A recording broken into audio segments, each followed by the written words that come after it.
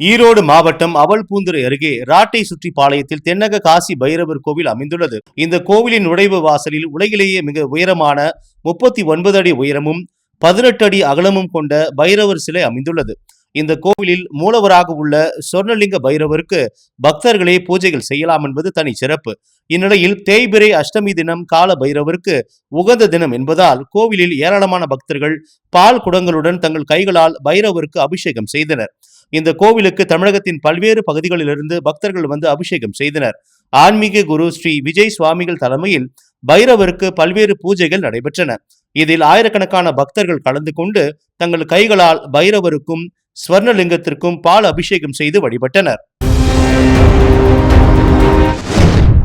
காஞ்சிபுரம் சுற்றுலா மற்றும் பட்டு ஜவுளிக்காக திருப்பதியிலிருந்து வந்த வரப்பிரசாத் என்பவர் தனது குடும்பத்தினருடன் தனது காரில் காஞ்சிபுரம் வருகை புரிந்து அனைத்து கோவில்களையும் சுற்றி பார்த்ததுடன் பட்டு சேலைகளும் வாங்கிக் கொண்டு இரவு 9 மணி அளவில் காஞ்சிபுரத்தில் சாலை தெருவில் அமைந்துள்ள பெட்ரோல் பங்கில் டீசலுக்கு பதிலாக பெட்ரோல் நிரப்பப்பட்டதால் 1.5 கிலோமீட்டர் தூரம் வரை சென்ற கார் காஞ்சிபுரம் அடுத்த கருப்படி தட்டடை ஊராட்சி அரக்கோணம் தேசிய நெடுஞ்சாலை பகுதியில் திடீரென நின்றதாக கூறப்படுகிறது.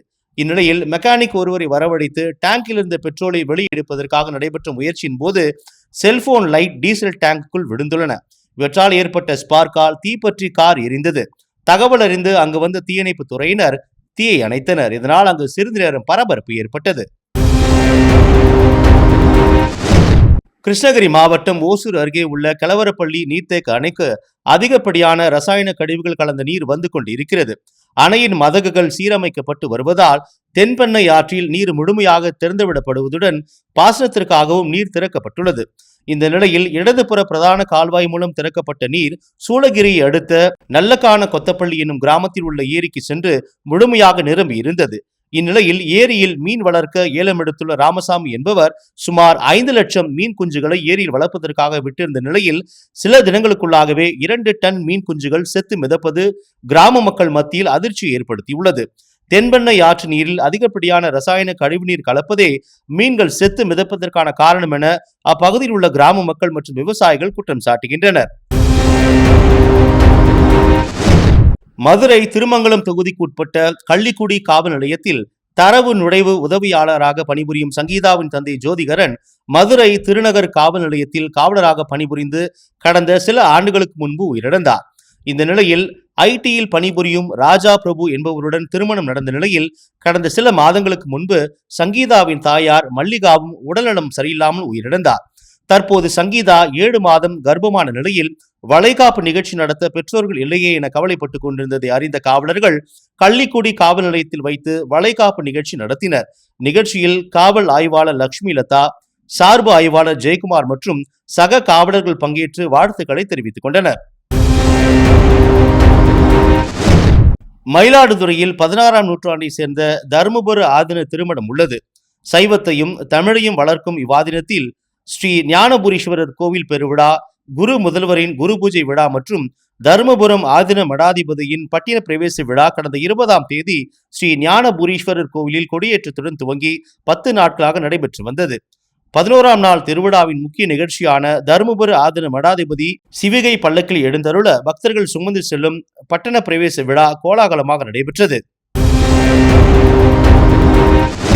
தமிழகத்தில் நாமக்கல் மாவட்டத்தில் 900 ஹெக்டேரில் பயிரிடப்பட்டிருந்த பருத்தி தற்போது 600 ஹெக்டேரில் மட்டுமே பயிரிடப்பட்டிருப்பதாகவும் இதனால் உற்பத்தி குறைந்து போய் வெளிநாடுகளில் இருந்து இறக்குமதி செய்ய வேண்டிய நிலை ஏற்பட்டிருப்பதால் தென்னிந்திய மில்கள் அசோசியேஷன் எனப்படும் சைமா மத்திய மாநில அரசுகளின் அறிவுறுத்தலின்படி பருத்தி பயிரிட விவசாயிகளை ஊக்குவிக்கும் வகையில் பருத்திகளில் பரவும் நோயை தடுப்பதற்காக தேவையான மருந்து உற்பத்தி திறன் ஆகியவற்றை செயற்கை நுண்ணறிவு தொழில்நுட்பத்தை பயன்படுத்தி எப்படி கண்டறிவது என்பது குறித்த டெமோ செய்து காண்பிக்கப்பட்டது. நிகழ்ச்சியில் சைமா நிறுவன சேர்மன் 11 டெக்னோ பிளைண்ட் மேலாண்மை இயக்குனர் ஜி வெங்கட ராமச்சந்திரன், சைமா நிறுவன செயலாளர் மற்றும் காட்டன் பிரீடரான டாக்டர் எம் ஆஷா ராணி, தமிழக வேளாண்மை துறை நாமக்கல் மாவட்ட மாநில சட்டப்பணிகள் துணை இயக்குனர் கவிதா மல்லசமுத்திரம், வேளாண்மை துறை துணை இயக்குனர் யுவராஜ், நாமக்கல் கேவிகேவின் ஆக்ரோனா மிஸ்ட் எஸ் அழகுதுறை மற்றும் சைமா நிறுவன குழுவினர், விவசாயிகள் என பலரும் கலந்து கொண்டனர்.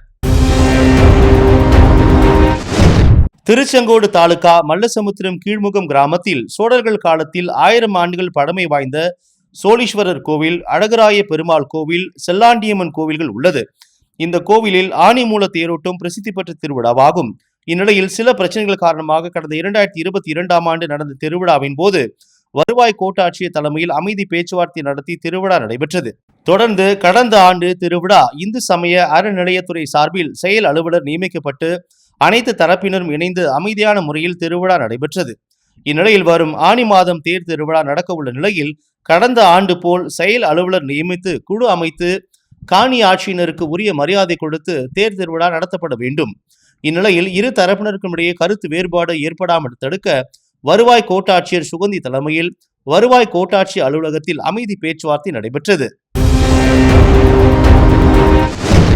ராமநாதபுரம் மாவட்டம் கடலாடி அருகே கிடாக்குளம் கிராமத்தில் கருப்பண்ணசாமி கோவில் 2ஆம் ஆண்டு வருட அபிஷேக விழாவை முன்னிட்டு இரட்டை மாட்டு வண்டி பந்தயம் 2 பிரிவாக நடைபெற்றது. இதில் தூத்துக்குடி, ராமநாதபுரம், திருநெல்வேலி, சிவகங்கை, மதுரை உள்ளிட்ட பல்வேறு மாவட்டங்களிலிருந்து மாட்டு வண்டிகள் மற்றும் சாரதிகள் ஆர்வமுடன் பங்கேற்றனர். போட்டி தொடங்கியவுடன் வெற்றி இலக்கை நோக்கி காளைகள் சீறி பாய்ந்து சென்றனர்.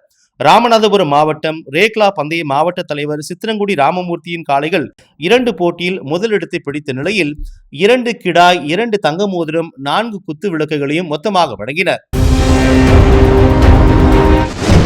இந்திய ரயில்வே சுற்றுலா பிரிவான IRCTC சார்பில் புண்ணிய தீர்த்த யாத்திரைக்கு ஏற்பாடு செய்துள்ளது.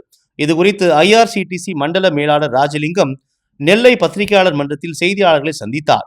அப்போது பேசிய அவர், இந்திய ரயில்வேயின் சுற்றுலா பிரிவான IRCTC சுற்றுலா பயணிகளுக்காக பிரத்யேக பாரத் கௌரவ் சுற்றுலா ரயிலை அறிமுகப்படுத்தியுள்ளதாகவும் இந்த ரயிலில் 11 ஸ்லீப்பர் கோச்சுகள் உட்பட 14 பெட்டிகள் உள்ளதெனவும் IRCTC தென்மண்டலம் சார்பில் நெல்லையிலிருந்து புண்ணிய தீர்த்த யாத்திரை என்ற பெயரில் சுற்றுலா பயணம் அழைத்துச் செல்லப்படுகிறது என தெரிவித்தார். இந்த ரயிலில் 14 பெட்டிகள் இருக்கு. இந்த 14 பெட்டிகளில் எல்லாமே ஸ்லீப்பர் வசதிகளோட செல்லுது. இந்த ரயில் பார்த்தீங்கன்னா திருநெல்வேலியிலிருந்து ஸ்டார்ட் பண்ணி தமிழக வழித்தடங்கள் வழியாக 14 இடங்களில் மக்கள் பிரயாணிகளை ஏற்றிட்டு அயோத்தியா, கயா, பிரயாக்ராஜ், வாரணாசி இந்த இடங்களுக்கெல்லாம் புண்ணிய ஸ்தலங்களுக்கு சென்று வர்ற மாதிரி 8 இரவுகள் 9 நாட்கள் ஜூன் 6ஆம் தேதி கிளம்பி திருப்பி 14ஆம் தேதி திருநெல்வேலி வர்ற மாதிரி நம்ம இந்த பிரயாணத்தை வடிவமைச்சிருக்கோம். நெல்லையில் தாமிரபரணி ஆற்றங்கரையில் மணிமூர்த்தீஸ்வரம் என்னும் இடத்தில் சுமார் 800 ஆண்டுகள் பழமை வாய்ந்த உசிஷ்ட கணபதி ஆலயம் அமைந்துள்ளது. இத்திருக்கோவிலில் வடகிழக்கு மூலையில் சொர்ண ஆகர்ஷ்ண பைரவர் சன்னதி அமைந்துள்ளது. மேலும் திருக்கோவில் வடகிழக்கே பைரவ தீர்த்தம் இருக்கின்றது.